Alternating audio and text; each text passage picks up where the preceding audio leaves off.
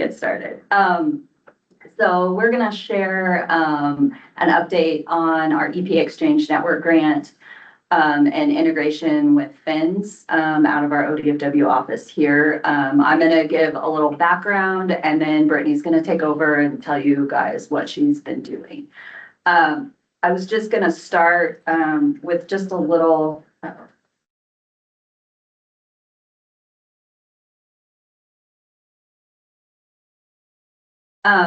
with just a little, oh, did it go? Okay, slow. Okay. With a little bit of background about our office, since everybody is out here in Eastern Oregon with us. Our monitoring program covers this northeast corner of Oregon, and we do quite a bit of different types of monitoring. So you can see, spawning ground surveys, juvenile monitoring. We have a wide network of pit tag arrays, weirs and traps. We do some work at some dams, hatcheries, and then some intensive monitoring in the Middle Fork John Day. And so we have an office here in Badgley Hall, a research office in John Day, one in Enterprise, and Umatilla, one in Umatilla. Just a little org chart, mostly to explain that our little piece of fish research has a new home in ODFW. So about a year ago, ODFW reorganized, and we now have an inland fish science program. Ian Tatum is the, I can't remember, director of that inland fish science program. And so if you see that branch off there, we are now the Eastern Salmon and Science Steelhead Science section. And the boxes over here there you go. You can see these are the different projects that fall under that Eastern Salmon and Steelhead Science section.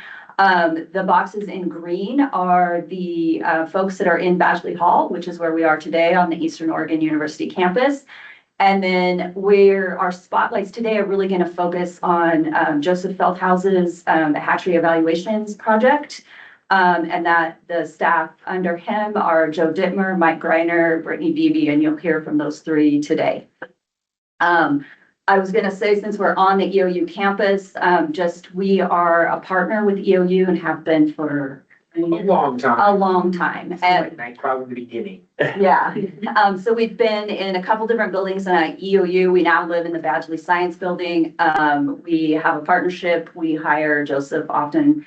It's the project that ends up with an intern from EOU every year. So we have a good partnership here with the university.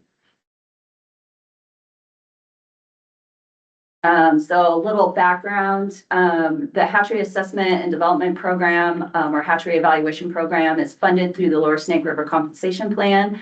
It was started in 1986 with Rich Carmichael, which is probably a familiar name to most of you. The current project lead is Joseph, as I said, responsible for Chinook and Steelhead hatchery monitoring and evaluation, again, funding through the Lower Snake Comp Plan. Pulling from their guiding documents, there's a list of objectives that you can see down there, about 10 different objectives, including, assessing fish culture and hatchery operations, determining rearing and release strategies, total catch and escapement, smolt survival, comparing recruits per spawner, assessing response in natural population abundance, assessing and comparing life history characteristics, determine the success of maintaining genetic integrity, assess success in restoring fisheries, and coordinating project activities and disseminating results. And I want to point out that this is separate program. We're part of the research and science section. It's separate from the actual hatchery operations through ODFW. And that kind of comes into play later. Brittany will talk about that a little bit. So just kind of keep that in mind, that we're not the same as the hatchery operations group. So we're going to kind of focus down in on hatchery assessments involving spring Chinook salmon. This is a little smaller map of the actual locations where Joseph's group is doing monitoring. And it covers 8 populations, 5 of which are supplemented. Looking Glass has been reintroduced. There's 2 wilderness streams and 2 wilderness watersheds and 2 extirpated watersheds. And it's co-managed. So we have our ODFW science section, we have the ODFW hatchery operations, we have fish health. We also co-manage with the Confederated Tribes of the Umatilla Reservation and the Nez Perce tribe. And so in addition to the co-management, and we'll talk more about the co-management later, there's also multiple different funding agencies. So it makes data collection, monitoring, assessment complicated.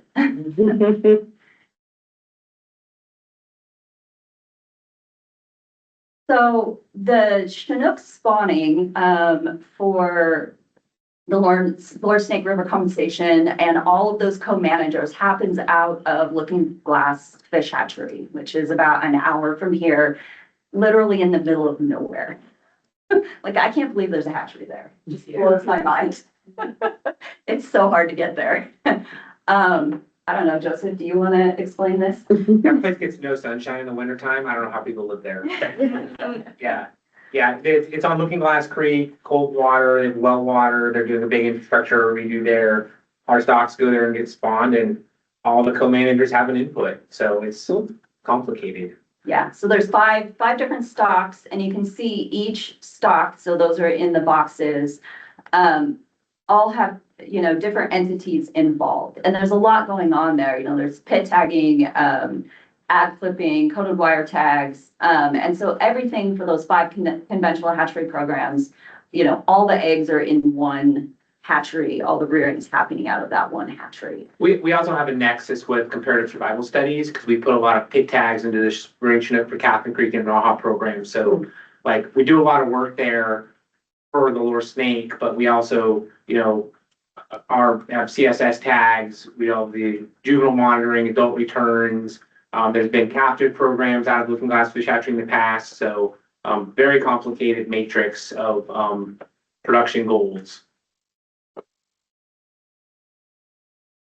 And so involved with all of that, the hatchery assessment crew, there's multiple data collection events and all kinds of things happening. Hatchery spawning, there's adult trapping, pit tags and pit tag arrays, juvenile sampling, PBT, genetics, field surveys, juvenile releases, spawning ground surveys, scales, aging, Fish health. Fish health. Oh yeah, I didn't put the little fish health up there at the top. And along with that comes, multiple data reporting requirements, kind of across the board. So each of the co-managers has reporting that they need to have done. ODFW has our hatchery management system, which we need to report to. We are a science group, so, we want to report and publish. And, there's hatchery genetic management plans, operating plans. There's a lot of things. And also StreamNet and fins. And we'll talk about fins here in a minute. So, how do we get from all of that data collection to all of that reporting with these, kind of challenges? Data management, flat funding, new technology kind of coming our way all the time. Co-management needs, varied reporting, fieldwork is time consuming. And then staff turnover. Yeah. And Retirements. retirements. Blaming you. Yeah. So, kind of like, how do we do this? Like, how do we get from that to that? So help. So kind of following the lead of HCACs and with Nancy's help and following the Yakima tribe's success, Joseph and I applied for an EPA Exchange Network grant to get help. And we applied twice and we were successful the second time. The first time we were not successful. We got beat out on a technicality by ODEQ, by the, so they told us our application was excellent and DEQ only beat us because they already had an Exchange Network grant. That was it. So we applied again and we were successful the second time. There was a lot of hiccups, but we finally received grant money in December of 24. It was for 3 years of funding, 300,000, and most of that is going to staff because we need help. Our objectives, these are kind of, broad speak objectives, are to modernize data collection and data management for hatchery data, improve data access for management and decision making. And, the things that are really important here are, we want to identify those most important data metrics and indicators across all those reporting needs and develop some digital applications or bring in digital applications and processes that we can use and work towards and pilot a standard data management system. And we don't want to say a database. We're not probably going to have like a central database, but we want a data system that's reproducible and has described pathways. And then also work towards, because this is an Exchange Network grant, work for developing those connections between web services and data systems and make the data available for reporting needs. And so kind of currently with our staffing, like supplying data for HCACs is impossible. Like we couldn't do it, especially with Nadine retiring and Megan leaving us. We were pretty short staffed and it's really difficult to get that done. And so hence the EPA Exchange Network grant. And so, kind of progress to date, prior to receiving the grant, Nadine and Megan did quite a bit of data organization and piloted our data for HCACs. And they got quite a bit done along those lines and got some of our data, into the pilot. So that was awesome. And then once we got our grant funding, we were able to hire an assistant project leader and we brought on Brittany. And Brittany helped me write the quality assurance plan for EPA, which was an incredibly long document and took forever. We got it done. She worked on some code wire tab reports, and then she's been involved in some Chinook spawning at Living Glass Hatchery, being in the field and learning how it works. And then looking at data management solutions. And one of those questions is, can we use fins as part of our solution? Now it's your turn. So I'm going to turn this over to Brittany, and she is going to lead us through the rest of what she's worked on. All right. In my long 5 months of being with ODFW, I've Long.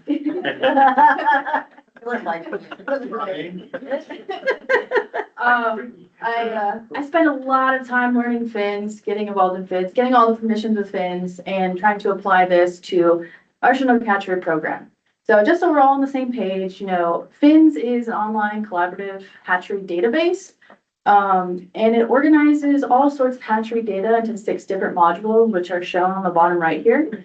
So it has data for broodstock collection during trapping, holding of adult individuals at the hatchery, spawning of those individuals, egg incubation, juvenile rearing, and small release. So it really covers everything that is related to hatchery fish from time of capture to time of release.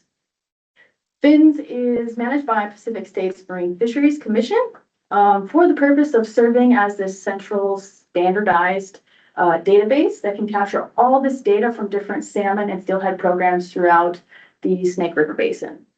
And it's funded by Idaho Power, U.S. Fish and Wildlife Services, Lower Snake River Comp Plan, Idaho Fish and Game, Nez Perce. Now a little asterisk there on Lower Snake because they also, if you remember, fund our program. And so we want to put the data that they are funding in a program that they're also funding so they can access it easier.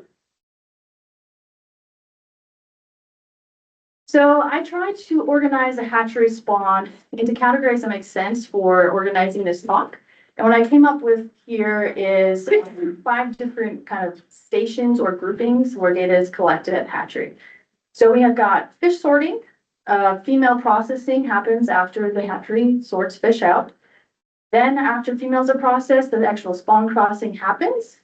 Those fertilized eggs are placed into trays, and then the carcasses from those individuals are sent outside to our crew to collect some biological data. So this is a little map, I guess, that you'll see over and over in the next several slides to help tell the story of what goes on a spawn day at Looking Glass Fish Hatchery. So welcome to Looking Glass. The photo on the bottom left there is the main spawn room at Looking Glass. And just to orient you a little bit, there's a sort of yellow box on the floor over here, and that corresponds to this picture on the right, where they generally store females as they're processed. And you'll notice there's actually an outdoor area here on the loading dock. That's where our crew lives on a spawn day. And then connected to the main spawn room in the back there is the incubation room. And I've got a picture up on the top there that shows you a better image. It's just a bunch of rows of trays, and there's several behind this one that you can see. And there's even more trays way off to the right-hand side. And so this is sort of basic setup at Looking Glass. And so I'm going to go through each of those 5 categories of where data is collected and try to draw a picture for you about what is collected where and by who. So for fish sorting, that fish are brought into the spawning room by both hatchery staff, so ODFW hatchery staff, and processed and sorted there by tribal partners. Fish that are collected are sorted into these bins, these big yellow white bins based on sex and origin. And once there's a sufficient number of fish, or all of the fish have been processed and sorted into these bins, then the females are laid out and processed one by one. So as a female is culled, they're laid out in this tray and they get assigned a number. So female 1 through 10 for the first rack and female 11, 20 for the second rack. When the females are all, processed, bled out, this is when the actual spawning process happens. And this happens in 3 different locations simultaneously in some instances at hatcheries. So in this sort of back corner on the left blue side, this is where the males are processed.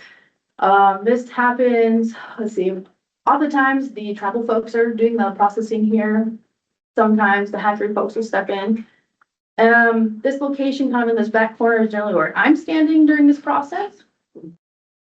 In the middle section here, closer to the female racks, is where the females are further processed. Eggs are extracted. This also happens by either hatchery folks or tribal folks, oftentimes working together, one person cutting open and one person collecting. And then once we have the melted eggs from the males and females, they get put into the incubation room where hatchery staff are then fertilizing the eggs. And doing whatever it is they do in that room. So now that we have fertilized eggs, the hatchery staff will put those eggs into specific trays. And so at Looking Glass, 1 female's eggs go into 1 tray. And so they're keeping track of all that information in the incubation room as they're fertilizing eggs and placing them in trays. With spawning complete, then all the carcasses from both fish that are spawned and not spawned are sent outside. Oops, forgot about that picture. There's a picture of the individual trays. So carcasses are sent outside to our group. Both our M&E group as well as Fish Health is out there collecting their own samples and processing fish before even we get our hands on them. And so we got folks out there processing fish, gathering all sorts of additional data.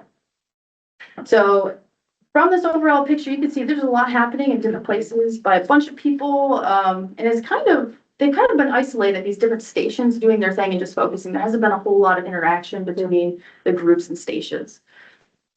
So kind of starting this process over, but from the lens of what data is collected and how. So during the fish sorting process, when fish are brought in here, the tribal folks are the ones going through and processing the fish, but hatchery folks are standing by and they're recording the information on paper that the tribal folks are are yelling out. So is it male, female? Is it hatchery or natural origin? And is it ripe or not? And based on this information, they get sorted into bins. And kind of one thing that's newer this year, I believe, is one of our tribal partners has been utilizing Patagus or Patagus, whichever way you prefer, one of their programs to scan all of the fish that come through. So this year, 4 out of 5 of the stocks have been pit tagged. And so they associated that data with information that was collected during trapping at the weirs. And so this was a nice little check to make sure, one, this fish belongs to the stock that we're actually processing right now, because with 5 different stocks, and fish apparently jump between ponds, we want to make sure that we're keeping fish within the correct stocks. And so that was really useful. And then also it helps as we get later on in the spawning season, when fins start to deteriorate, you're not sure, like, was this a fin clip? Was this not a fin clip? And so we can look when fish refresh and be like, hey, this was in this case, a Grand Ron hatchery fish. And so they can get placed appropriately in their bins as they're being sorted. So we've got paper copies and we've got Patagus going on here in fish sorting. So with female processing, let's see, let's start on this data sheet on the right. This is how the hatchery staff have been collecting data. And so in the red box is what they're entering at this stage. They're entering a female number, which is just sequential. It continues on for a particular stock, not necessarily a day. And they're recording whether it's unclipped or clipped. And then again, with this year, all the hatchery fish, or 4 of the 5 stocks being pit tagged, I was out there scanning each female she's being laid down, calling out the pit tag values. That's always fun. Yes, there's a lot of yelling. It's very loud in there, so you really have to yell. Tiny number. I'm jumping a smidge ahead here, but my goal when I was at the hatchery was to collect data in fins in real time. But the way that this process works with them going through all females at one time, so 10 to 20 females at a time, it doesn't really mesh really well with how fins want you to enter data. So I had to create my own little cheat sheet here, which is that middle one, which is a lot of the same information that's collected on the hatchery sheet, with an additional column that I'll talk about in a second. All right, so females are processed. We have some basic information. Now the spawn crossing happens. So going back to the hatchery's data sheet, this is how they're entering their data across the row. So in this top row, female 10 is being spawned with male 12 and 13, as well as female 11 being spawned with male 12 and 13. And this looks kind of similar setup to what's in fins, which is in this gray area, this gray box in the green part specifically. So we've got female 93 being spawned with 91 and 92, and then female 94 being spawned with male 91 and 92. So it's very similar. So at this point, what I'm doing is I'm standing over by the male spawning, and I'm entering data from my little cheat sheet for the females, right? So female 10 or whatever, I'm entering that information. And then as they start processing the males, which happens just slightly, but also at the same time as the females, they're yelling out information. I have to jump over to the males and make sure I get that information in there. So it's a lot going on at the same time. And Brittany's not saying too that to set up those spawn crosses, there's a lot of pre-work in fins that has to happen. So, creating kind of cheat sheets in fins, these common fish. So there was a lot of pre-work. Yeah, their fins has some really unique things. So spawn crosses is like these numbers here, the 2x3 or the 3x3, 2x2. So that's really handy because sometimes the female won't be ripe and all of a sudden you throw her out and all of a sudden we're doing a 3x3. So this is really helpful to organize this green part here so that we got the right females going with the right males. Even at last minute notice, we need to switch things. And then, yeah, the common fish is helpful. So there's kind of, a hatchery female from the stock. There's going to be certain things that you're going to enter over and over and over again. And so setting those up beforehand really allows us to cruise through these as long as nothing really changes too much, too fast in the process. So yes, this is how spawning information gets into fins. But before I can save any particular cross, I have to make sure I put in an immediate container. So what this translates to in fins is a tray number. Well, all the Okay. trays are in a different room, right? They're in this separate room. And so in order to make this work, what I had to do was actually talk with the staff that were going to be doing the fertilizing and get very specific instructions of what tray we're starting with. Are we skipping any trays? Are we jumping from this stack to that stack? And so there was a lot of coordination that needed to happen up front, because if I get this wrong, there's not really an easy way to fix it. I have to delete across and enter it all over again. If you know which one was wrong. Yeah, you can generally figure it out. So this was very important, and this was a big learning lesson on week 1 before I made this data sheet. So that was one important thing, was so much collaboration and communication with the different stations, as I'm calling them, to make sure that we are on the same page and we get this data in there correctly the first time, because it is difficult to change afterwards. All right, so eggs have been trayed, so all the fish head outside and they get collected. Data gets collected by our crew using survey 1, 2, 3. So here's another method where data is being collected, and they're getting a lot of the same information, fin marks, sex, but they're also getting additional stuff that I'm really interested, especially genetic ID. That is perhaps the most important information, and so they are processing fish at the same time that spawning is happening. So I can't like run back and forth and yell outside to like get that information. So this all has to happen after the fact. I have to come to survey 1, 2, 3 and get that data. So to sort of sum it up, data is collected all over the place at the hatchery, often simultaneously using a variety of methods. We got the Tages program, we got data sheets, we got fins, and survey 1, 2, 3. So how do we get all that information together, get it into fins or other database in a way that's efficient and makes sense? So as you might imagine, there's some challenges and constraints we've discovered in this process.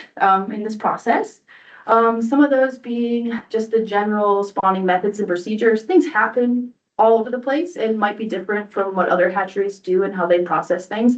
So we can't necessarily get ideas that'll translate from other hatcheries and use it in our hatchery system. And even, if we do discover a process that works for us, it might not work for all stocks.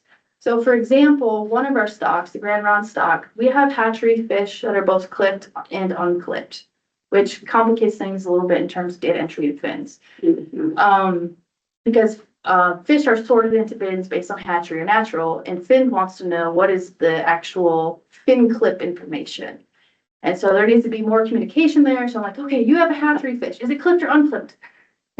So I can get the correct common fish, that button that kind of auto-populates things for us. So I can get the right one, because otherwise I have to come in afterwards and fix all that later. So we're trying to avoid that. We want to do it right the first time. As Kasey alluded to earlier, co-management is also a complication, challenge. We have different buy-in among co-managers for various things, whether it's, hey, can we try something a little different, like a different process, a different method? And also, here's fins. Let's try this as well. So it makes it challenging because people want to do things differently. They have been doing things differently. And so they have differing opinions about changing things and fins as well. So, and then additionally with co-management, there's sort of, I think staff changeover kind of complicates this as well, but there's undefined roles, responsibilities, and timelines. So if people shift around, there really just needs to be more and better communication to help us make sure we have the same outline of what's going to happen and what's expected. So regarding the timelines, I put this in there because of fins. So it's very, kind of start to finish. Fish get trapped, they get held, they get spawned, so on.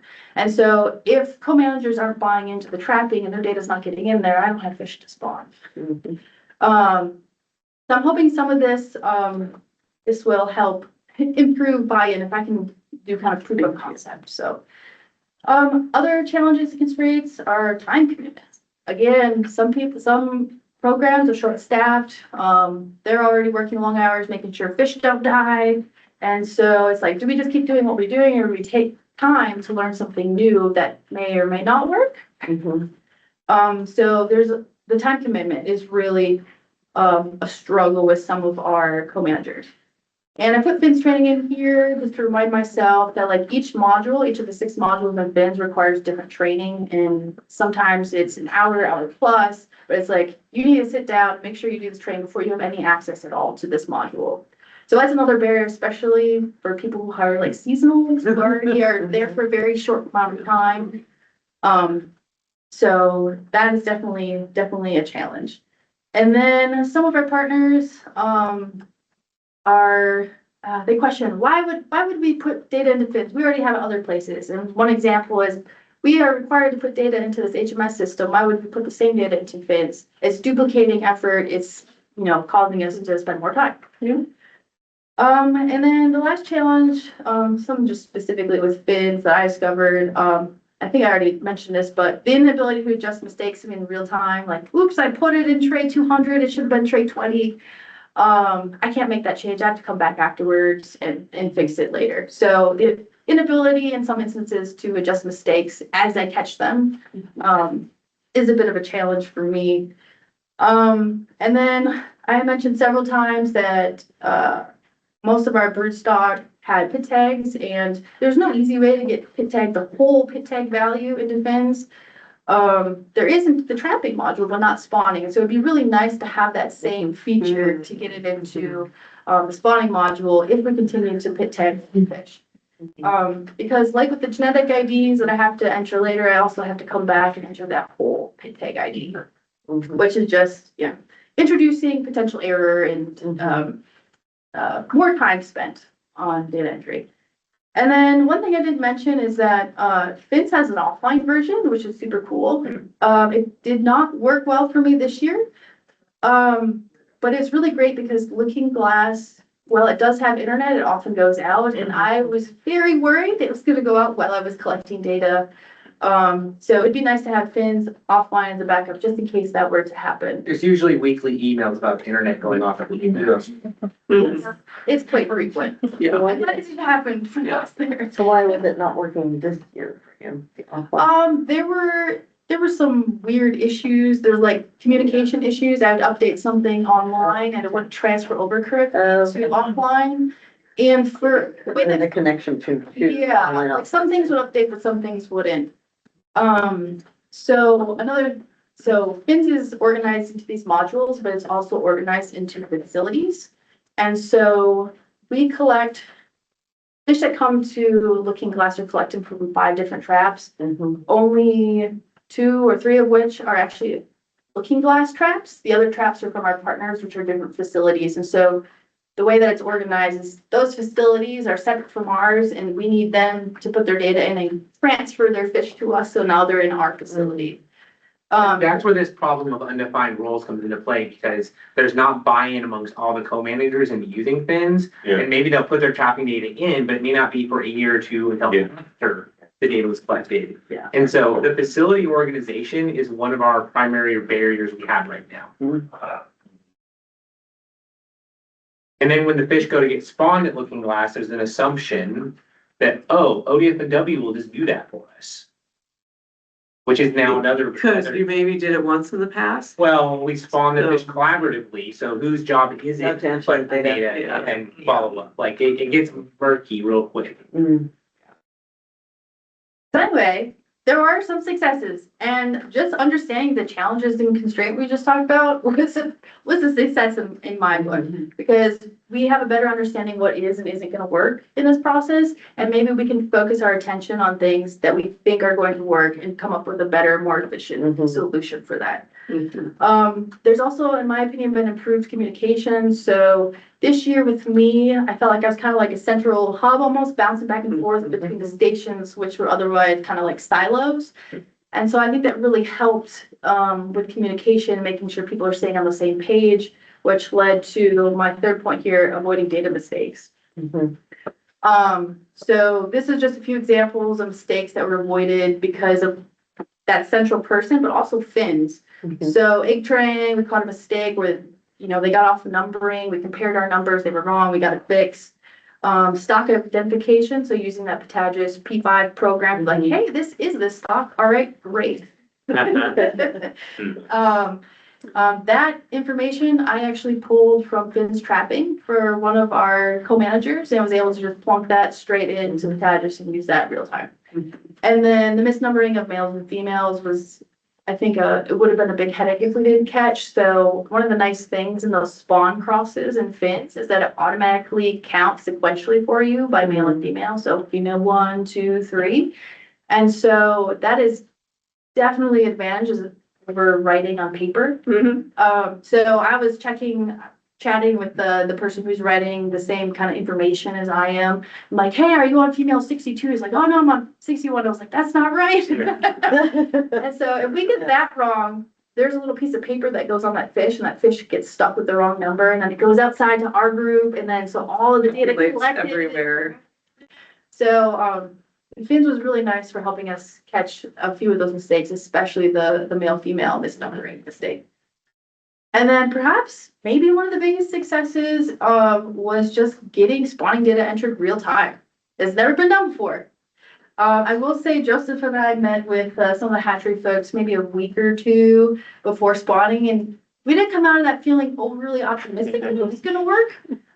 So it's really nice that we were able to have this proof of concept now that it could work not only for like our co-managers, but also ourselves.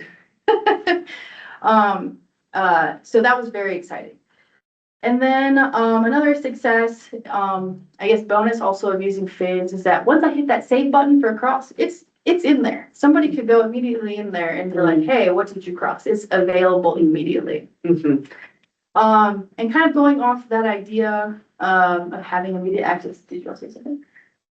Okay. I heard a noise. My brain is thinking. All of this has been getting data into fins, and now we want to pull data out, right? And so you can go online and take out data, using the query and doing it that way. It does require a user logger for anybody who wants to do that, which could be a barrier, especially for people who need access to the data, but maybe are seasonal or, there's all kinds of excuses. So Fins has this wonderful RESTful API that I've been able to harness and use with actions in GitHub, if anybody's familiar.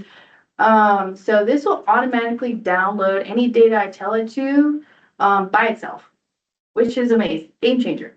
And it removes that login barrier. It takes our data and makes it available easily, one click. It's the same search. There's no, different filters that people put on. We're getting the same data over and over and over.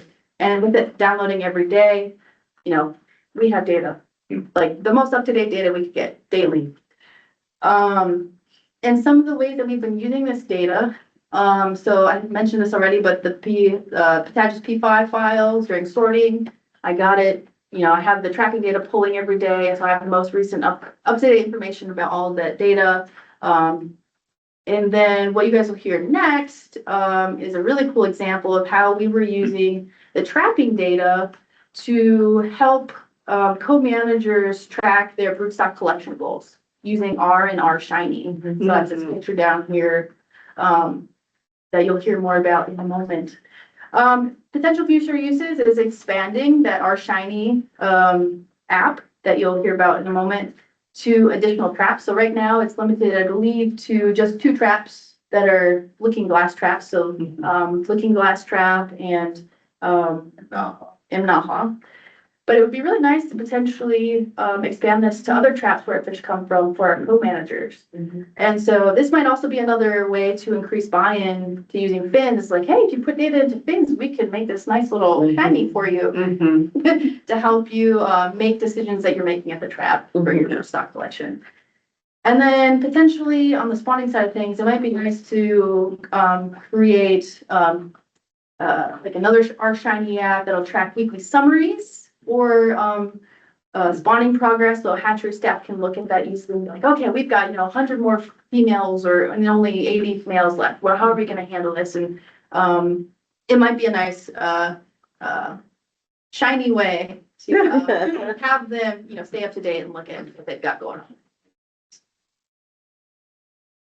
All right, so next steps, just documenting everything that just happened, all this data collection, going through, I have been and others have been going through and QA/QCing data. getting that genetic information in there, still working through it, it's a lot. And then also determining, what's a efficient pathway to get our data from all of these different sources, survey 123, Patagus, fins, paper, into usable formats for other databases like HMS and HCAC. Can we use fin summaries? If we have the data in fins, can we use those summaries to calculate the high level indicators for HCAC or other metrics for HMS? This is an ongoing question to explore. We need to, And then just push it via the API. exactly. Exactly. There's possibilities here. We're just trying to figure out what makes the most sense, is going to be efficient and work the best for us. And then also next steps is working with some of the fins folks on opportunities to enhance the fins program to help us accommodate perhaps our odd procedures that happen during spawning. Is there a way maybe we can get all the female data in there so I don't have to have my little cheat sheet? And then maybe also coming up with ways to make it easier to batch update records. So if I have a common ID, whether it's like a female number or a PIT tag number, if we keep using PIT tags, can we just associate those PIT tags with the genetic values and other bio data that's collected by us outside and have a batch update without having to go into each record and update one? And then we already talked about this, but perhaps discussing with co-managers and fins folks, like how we could better organize our facilities to keep data moving through and make sure we get all of our tracking data in so then we can spawn them at the Looking Glass facility. And then last but not least, this was just for Chinook. We have steelhead to worry about as well. And that is a whole different beast. Instead of going through fish one by one, you get a table full of fish. And I have yet to go to one of these because it happened in spring and I was hired right after that. So this is going to be a whole new learning experience and learning about group spawning in fins, which is different than normal spawning, cross spawns in fins. Sometimes. So looking ahead. Steal it on the table. There is a pile, yes. So that's what I have to look forward to. Fun in the spring. Sorry, I see that.